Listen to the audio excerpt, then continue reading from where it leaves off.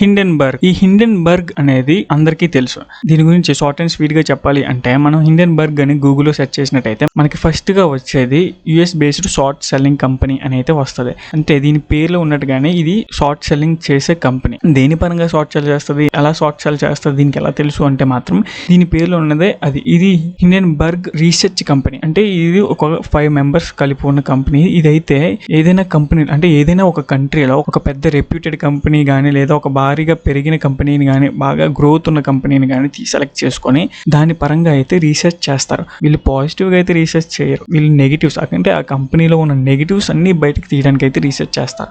ఆ కంపెనీలో ఉన్న నెగిటివ్స్ అన్ని బయటకు తీసి ఒక రిపోర్ట్ అయితే రెడీ చేస్తారు. ఆ రెడీ చేసిన తర్వాత ఆ కంపెనీ ఏ కంట్రీకి సంబంధించినో ఆ కంట్రీలో ఉన్న కొన్ని ఫండ్స్ తో టైఅప్ అయ్యే ముందుగానే వీళ్ళు రెడీ చేసిన రిపోర్ట్ ని మార్కెట్ లోకి రిలీజ్ చేసే ముందే ఆ కంట్రీలో ఉన్న ఫండ్స్ తో టైఅప్ అయ్యి ఆ కంపెనీలో వీళ్ళు ఏ కంపెనీ పరంగా అయితే రీసెర్చ్ చేశారో ఆ కంపెనీలో అయితే వీళ్ళు ముందుగానే షార్ట్ సెల్లింగ్ అయితే చేస్తారు. ఆ షార్ట్ సెల్లింగ్ చేసిన తర్వాత కొన్ని రోజులకి వీళ్ళు ఆ రిపోర్ట్స్ అయితే వీళ్ళు రీసెర్చ్ చేసిన రిపోర్ట్స్ అయితే రిలీజ్ చేస్తారు. ఆ రిలీజ్ చేసిన తర్వాత వీళ్ళు నెగిటివ్ గా రీసెర్చ్ చేసి ఉంటారు కాబట్టి ఆ రిపోర్ట్ అంతా మార్కెట్ లోకి రిలీజ్ చేశాక మార్కెట్ లో అందరికీ ఆ కంపెనీలో ఉన్న హోల్స్ అన్ని క్లియర్ కట్ గా మార్కెట్ లో ఉన్న ప్రతి ఒక్కరికి అర్థమవుతాయి. కాబట్టి ఎవరు కూడా ఆ స్టాక్స్ ని కొనేదానికి ఇష్టపడరు.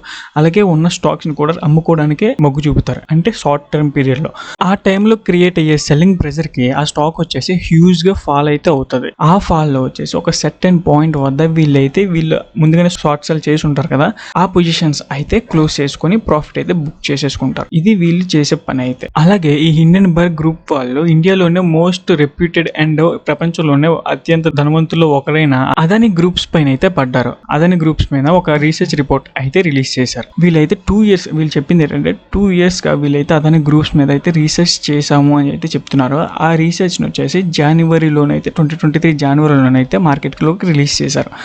అయితే అదని బ్యాడ్ లక్ ఏంటి అంటే అప్పుడే ఇండియాలోనే one of the biggest offer for sale అయితే వీళ్ళైతే ఆఫర్ చేశారు. 25,000 crores ఆఫర్ ఫర్ సేల్ అయితే వీళ్ళు ఆఫర్ చేశారు. అది కూడా 2 days లో సబ్స్క్రిప్షన్ స్టార్ట్ అవుతుంది అనగా అప్పుడైతే ఈ హిండెన్బర్గ్ వాళ్ళు అయితే ఆ రిపోర్ట్ని అయితే రిలీజ్ చేశారు.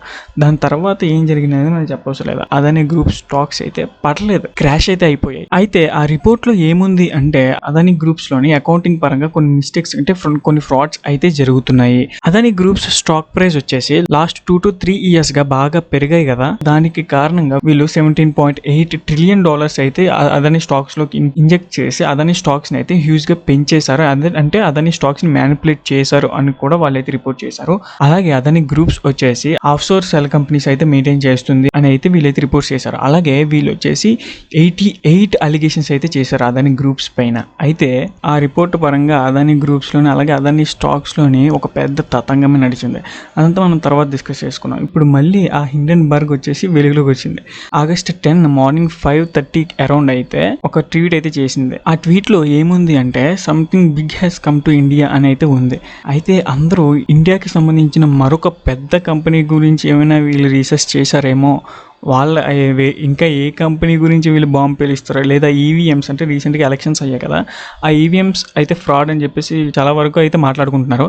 అయితే వాటి గురించి వీళ్ళు ఏమైనా రీసెర్చ్ చేశారా అని చెప్పేసి అయితే అనుకున్నారు. తీరా చూస్తే నిన్న August 10 నైట్ 10 PM అయితే వీళ్ళు ఇంకొక ట్వీట్ అయితే వదిలారు. ఆ ట్వీట్లో ఏముందంటే వీళ్ళైతే సెబీ చైర్పర్సన్ అయిన మాధవీపురి బచ్ గారు అండ్ అలాగే ఆవిడ హస్బెండ్ అయిన ధవల్ బుచ్ గారు వినోద్ అదాని రన్ చేస్తున్న ఒక ఆఫ్షోర్ ఫండ్ లోనైతే ఇన్వెస్ట్ చేసి ఉన్నారు అని అయితే ఎలిగేషన్స్ అయితే చేసింది హిండెన్బర్గ్. అదాని రిలేటెడ్ గా ప్రీవియస్ గా రిలీజ్ చేసిన రిపోర్ట్ లో వచ్చేసి అదాని గ్రూప్స్ వచ్చేసి ఆఫ్షోర్ సెల్ కంపెనీస్ అయితే మెయింటైన్ చేస్తుంది అన్నట్టు అయితే ఎలిగేషన్ అయితే చేసింది కదా. ముందుగా ఈ ఆఫ్షోర్ కంపెనీస్ అంటే ఏంటో చూద్దాం. ఫస్ట్ గా ఆఫ్షోర్ కంపెనీస్ అంటే అంటే ఏదైనా ఒక కంట్రీలో వెల్ గా ఎస్టాబ్లిష్ అయిన ఒక కంపెనీ వేరే దేశాల్లో కూడా వేరే వేరే పేర్లతో కంపెనీస్ అయితే ఎస్టాబ్లిష్ చేస్తూ ఉంటారు అనమాట, అదే బిజినెస్ చేస్తున్నట్టు. అయితే అలా ఎందుకు చేస్తారు అంటే మాత్రం ఇక్కడ ఉన్న రూల్స్ అండ్ రెగ్యులేషన్స్ కాస్త స్ట్రిక్ట్ గా ఉన్నట్టయితే ఆ కంట్రీలో ఉన్న రూల్స్ అండ్ రెగ్యులేషన్స్ కాస్త ఈజీగా ఉన్నట్టయితే అక్కడ రూల్స్ అండ్ రెగ్యులేషన్స్ పరంగా వాళ్ళ బిజినెస్ అనేది బాగా చేసుకోవడానికి అలాగే టాక్సేషన్ బెనిఫిట్ కూడా పొందడానికి వాళ్ళైతే ఇలాంటి బెనిఫిట్స్ కోసం అయితే అలాగా ఆఫ్షోర్ ఎంటిటీస్ అయితే బిల్డ్ చేస్తూ ఉంటారు. అయితే హిండెన్బర్గ్ రిపోర్ట్ చేసిందే అదాని గ్రూప్ వచ్చేసి ఆఫ్షోర్ కంపెనీస్ మెయింటైన్ చేస్తుంది అయితే రిపోర్ట్ చేయలేదు. ఆఫ్షోర్ సెల్ కంపెనీస్ అయితే మెయింటైన్ చేస్తున్నారు అన్నట్టయితే రిపోర్ట్ చేసింది. ఆఫ్షోర్ కంపెనీస్కి ఆఫ్షోర్ సెల్ కంపెనీస్కి చాలా డిఫరెన్స్ అయితే ఉంటుంది. ఆఫ్షోర్ కంపెనీస్ అయితే అక్కడ ఆ కంపెనీలో బిజినెస్ అనేది జరుగుతుంది.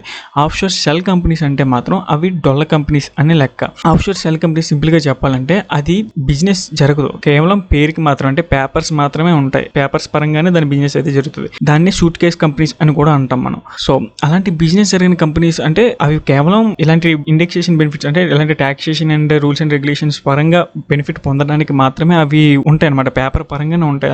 అలాంటి కంపెనీస్లో ఎలాంటి ఆపరేషనల్ యాక్టివిటీ కానీ ఫైనాన్షియల్ యాక్టివిటీ కానీ ఏమీ జరగదు. అలాంటి కంపెనీస్నే సెల్ కంపెనీస్ అంటాం. సో అయితే ఇప్పుడు హిండెన్బర్గ్ వచ్చేసి సెబీ చైర్పర్సన్ అయిన మాధవి బచ్చు గారు వాళ్ళ హస్బెండ్ అదని రిలేటెడ్గా ఒక ఆఫ్షోర్ కంపెనీలో అయితే ఇన్వెస్ట్ చేసి ఉన్నారు అని అయితే ఎలిగేషన్ అయితే చేసింది. అయితే హిండెన్బర్గ్ ఇంకా సెబీ చైర్పర్సన్స్ అయిన మాధవి బచ్చు గారు ఆవిడ హస్బెండ్ గారు ఆఫ్షోర్ సెల్ కంపెనీస్లో ఇన్వెస్ట్ చేశారు అని అయితే రిలీజ్ చేయలేదు. ఆఫ్షోర్ ఎంటిటీస్లో ఇన్వెస్ట్ చేశారు అని అయితే రిలీజ్ చేశారు, కానీ ఆఫ్షోర్ సెల్ కంపెనీస్లో ఇన్వెస్ట్ చేసి ఉంటే అది ఇంకా పెద్ద నెగిటివ్ న్యూస్ అయ్యిండేది మనకి. మాధురి బచ్ గారు వచ్చేసి రీసెంట్గా ఎఫ్ఎన్ఓ రిలేటెడ్గా రీటైలర్స్ పార్టిసిపేషన్ హ్యూజ్గా పెరిగింది అనేసి అయితే కొన్ని రూల్స్ అండ్ రెగ్యులేషన్స్ అయితే స్ట్రిక్ట్ చేయడానికి అయితే చూస్తున్నారు కదా. దానికి సంబంధించి ఎవ్రీడే యాక్షన్ అయితే ఇవి తీసుకుంటారు. అంటే కన్సల్టేషన్ పేపర్ రిలీజ్ చేయడం అండ్ ఇంటర్వ్యూస్ ఇవ్వడం, ఇంటర్వ్యూస్లో ఫర్దర్ స్టెప్స్ ఏంటి అనేది ఎక్స్ప్లెయిన్ చేయడం, ఇలాంటివన్నీ ఈవిడ రీసెంట్గా చేస్తూ వస్తున్నారు. అయితే దీంతో ఈవిడ వచ్చేసి రీటైలర్స్లో కూడా బాగా ఫెమిలియర్ అయ్యారు. ఇలాంటి టైంలో ఇలాంటి ఎలిగేషన్స్ హిండెన్బర్గ్ చేయడం వచ్చేసి బాగా నెగిటివ్ ఆవిడ పరంగా అయితే ఇదంతా హిండెన్బర్గ్ ఎందుకు చేస్తుంది అంటే నాకు ఒక డౌట్ అయితే వస్తుంది. ఏంటంటే అదని రిలేటెడ్ గా హిండెన్బర్గ్ చేసిన ఎలిగేషన్స్ కి వ్యతిరేకంగా అదని గ్రూప్స్ వచ్చేసి హిండెన్బర్గ్ మీద అయితే సుప్రీంకోర్టులో కేసు అయితే వేసింది. ఆ సుప్రీంకోర్టు వచ్చేసి సెబీకి అయితే అప్పచెప్పింది ఆ కేసును వచ్చేసి. సెబీ అయితే హిండెన్బర్గ్ వచ్చేసి అదని గ్రూప్ పరంగా రిలీజ్ చేసిన పాయింట్స్ అన్ని కూడా ఇన్వెస్టిగేట్ చేశారు. అయితే కొన్ని పాయింట్స్ అయితే తేల్చారో లేదో కన్ఫర్మ్ గా తెలియదు, కొన్ని అయితే ఖచ్చితంగా క్లియర్ చేసి సుప్రీంకోర్టుకి అయితే రిపోర్ట్ ఇచ్చారు. దాని పరంగా జూలై 2024లో వచ్చేసి హిండెన్బర్గ్కి సోకాజ్ నోటీస్ అయితే ఇష్యూ చేసింది సెబీ వచ్చేసి. అంటే అదని గ్రూప్ పరంగా నెగిటివ్ ఎలిగేషన్స్ అయితే చేశారు అన్నట్టుగా.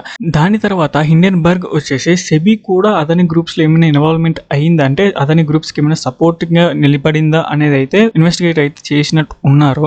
ఆ ఇన్వెస్టిగేషన్లో ఇలాంటి పాయింట్స్ ఏమైనా వాళ్ళకి దొరికాయా అనేది అయితే నాకు ఒక డౌట్ రైజ్ అవుతుంది. మాక్సిమం ఈ ఎలిగేషన్స్ అంతా 99% ఫాల్స్ అవ్వడానికే పాసిబిలిటీ ఉంటుంది, కానీ ఆ 1% ఏమైనా సెబీ చైర్పర్సన్సే ఇలాంటి వాటిలో పార్టిసిపేట్ చేశారు అన్నట్టు కానీ నెగిటివ్ గా ఏమైనా న్యూస్ కానీ కన్ఫర్మ్ అయితే మాత్రం ఇది మన అంటే ఇండియన్ పరంగా హ్యూజ్ నెగిటివ్ అనమాట. ఎందుకంటే సెబీ చైర్పర్సన్ అనేది చిన్న పోస్ట్ అయితే కాదు. అంటే మన బ్యాంక్స్ రెగ్యులేటర్ అయిన ఆర్బీఐ గవర్నర్ గారిని ఎంత నమ్ముతామో అలాగే సెక్యూరిటీస్ పరంగా సెబీ చైర్పర్సన్స్ ని కూడా మనం అంతే రెస్పెక్ట్ తో అంతే నమ్మకంతో, అంటే వాళ్ళు ఏం చేసినా మన మంచికే చేస్తారు అనే ఒక నమ్మకంతో అయితే మనం ఉంటాం. కానీ ఇప్పుడు గనక వీళ్ళు ఇలాంటి ఫ్రాడ్స్ కానీ చేశారు అన్నట్టు మాత్రం ప్రూవ్ అయితే మాత్రం అంటే ఇంకా ఆ పొజిషన్ అంత పొజిషన్ లో ఉన్న వాళ్ళని కూడా నమ్మడానికి లేకుండా వాళ్ళని కూడా అనుమానంగా చూస్తూనే ఆ రెగ్యులేటరీస్ ని కూడా మనం పూర్తిగా నమ్మకుండా వాళ్ళు చెప్పింది ఆలోచించి ఏది నిజమో ఏది కాదో అని ఆలోచించి అప్పుడు వాళ్ళని నమ్మే స్థాయికి రెగ్యులేటరీస్ కూడా వెళ్ళిపోతాయి. అయితే ఇవన్నీ జరిగే పనులు కాదు, ఎందుకంటే అంత పెద్ద పొజిషన్ లో ఉన్న వాళ్ళు ఇలాంటి చీప్ ట్రిక్స్ అయితే ప్లే చేయరు ఖచ్చితంగా. ఎందుకంటే వాళ్ళు ఇది కరెక్ట్ కాదు అనే వాళ్ళకి తెలిసినప్పుడు వాళ్ళు చెప్పే స్థాయిలో ఉన్నప్పుడు వాళ్ళు ఖచ్చితంగా చేయరు. సో ఇదైతే ఖచ్చితంగా ఫేక్ అవడానికి పాసిబిలిటీ ఉంటుంది. అయితే అదాని గ్రూప్ పరంగా ఇది ఏమైనా ఇంపాక్ట్ చూపిస్తుందా, మళ్ళీ ఏమైనా స్టాక్ లో డ్రాగ్ ఉంటుందా అనేది అయితే మనం ఖచ్చితంగా చూడాలి. ఎందుకంటే 2023 జనవరిలో హిండెన్బర్గ్ వాళ్ళు రిపోర్ట్ చేసిన తర్వాత, అంటే రీసెర్చ్ రిపోర్ట్ రిలీజ్ చేసిన తర్వాత అదాని గ్రూప్ షేర్స్ వచ్చేసి ఆల్మోస్ట్ సెవెన్ కంపెనీస్ అయితే స్టాక్ మార్కెట్ లో లిస్ట్ అయి ఉన్నాయి. ఒక్కొక్కటి లోవర్ సెక్యూరిటీని హిట్ చేసేది ప్రతి రోజు కూడా. అండ్ అలాగే అదాని గ్రూప్ కి వచ్చేసి దాదాపుగా $150 బిలియన్ అయితే లాస్ వచ్చింది. $150 బిలియన్ అంటే దాదాపుగా 10 లక్షల కోట్లు. ఈ హిండెన్బర్గ్ రిపోర్ట్ అనేది అదాని గ్రూప్ లో ఇంత మతలబ్ అయితే చేసింది. అయితే ఈ న్యూస్ అంతా ఎప్పుడో మార్కెట్ అయితే పట్టించుకోవడం మానేసింది. మళ్ళీ ఇప్పుడు కొత్తగా వీళ్ళు రేస్ చేశారు కాబట్టి, అది కూడా సెబీ చైర్పర్సన్ ఇన్వాల్వ్ చేశారు కాబట్టి ఇంకా అదాని రిలేటెడ్ గా ఫ్రాడ్స్ ఏమైనా జరుగుతున్నాయా, అంటే కంపెనీలో ఫ్రాడ్లు ఏమైనా ఉన్నాయా, మేనేజ్మెంట్ పరంగా ఏం జరుగుతున్నాయా అనే ఒక డౌట్ అయితే ఇన్వెస్టర్స్ కి క్రియేట్ అయితే ఇంకా అదాని స్టాక్స్ వచ్చేసి ఇంకా పడడానికే పాసిబిలిటీస్ ఉంటాయి. ఎందుకంటే అప్పుడు వచ్చిన ఫాల్ అంటే హిండెన్బర్గ్ రిపోర్ట్ వచ్చిన తర్వాత హ్యూజ్ గా ఫాల్ అయ్యింది. అంటే స్టాక్స్ మాత్రం ఫాల్ అవడం కంటే క్రాష్ అయ్యాయనే చెప్పుకోవచ్చు. అప్పుడు క్రాష్ లో ఎంతైతే ఫాల్ అయ్యాయో ఆ ఫాల్ లో ఇంకా రికవర్ అవ్వలేదు అదాని గ్రూప్ స్టాక్స్ వచ్చేసి. ఇది మార్కెట్ ఇంకా నెగిటివ్ గా తీసుకున్నట్టయితే ఇంకా అదాని గ్రూప్ స్టాక్స్ వచ్చేసి ఇంకా పడడానికి పాసిబిలిటీస్ ఉంటాయి. దీన్ని మీరు ఎలా చూస్తున్నారు అనేది అయితే కామెంట్ చేయండి.